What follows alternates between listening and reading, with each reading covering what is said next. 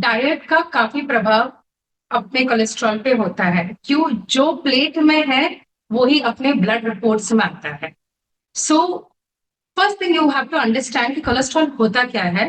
लोगों ने एक मिथ डाल के रखा कि कोलेस्ट्रॉल का मतलब है fat. It is just not fat. Cholesterol एक मॉलिक्यूल है जो प्रोटीन और फैट से बना है।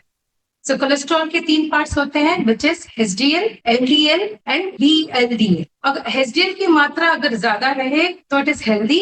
वीडीएल की थोड़ी ज्यादा रहे तो भी ज्यादा फिक्र करने की जरूरत नहीं है, बट जो वीडीएलडी है अगर वो बहुत ज्यादा रहे तो थोड़ा टेंशन है।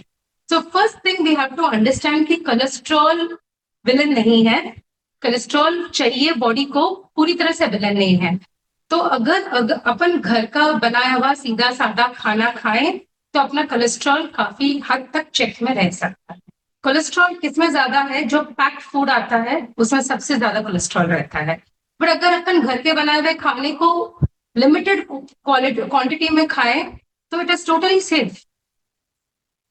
Even if it is deep fried, if you just have in a very limited quantity, वो आपको कोलेस्ट्रॉल को कभी प्रभावित करेगा ही नहीं।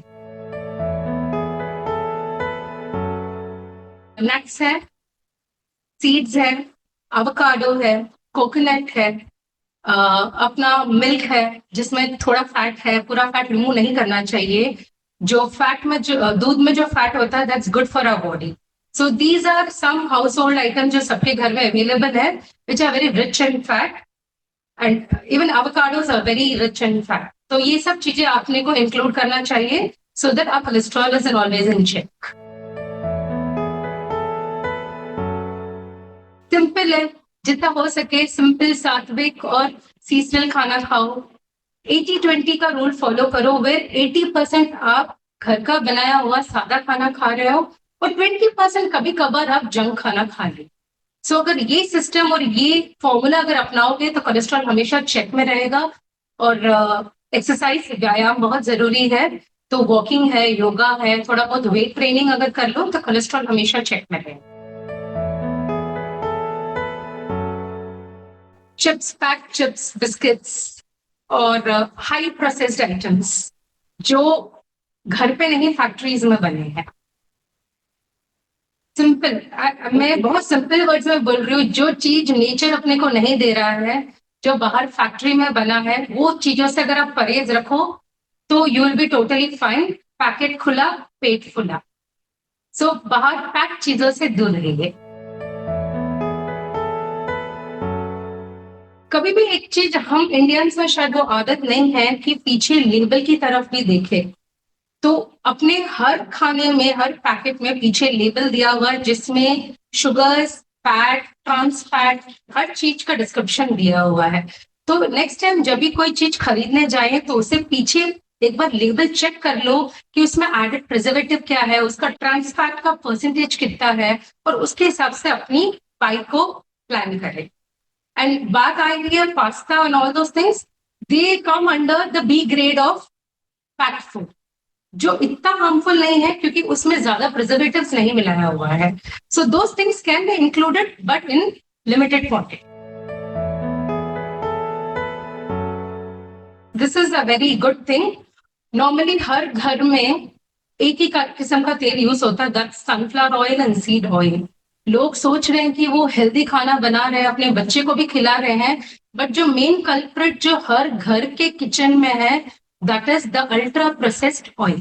तो ऑयल अपने रीजन के हिसाब से आप उसका चुनाव कीजिए। जैसे अगर आप नॉर्थ की साइड रह रहे हो तो कच्ची घानी का सरसों का तेल यूज कीजिए, साउथ में है तो मूंगफली का तेल यूज कीजिए, और केरला साइड में लोग कोकोनट का ऑयल यूज करते हैं। तो go for cold pressed oil, जो लोकल कच्ची घानी में अवेलेबल है वो वाला तेल यूज करिए, और अल्ट्रा प्रोसेस सनफ्लावर ऑयल है, सीड ऑयल है, उसे थोड़ा बचे।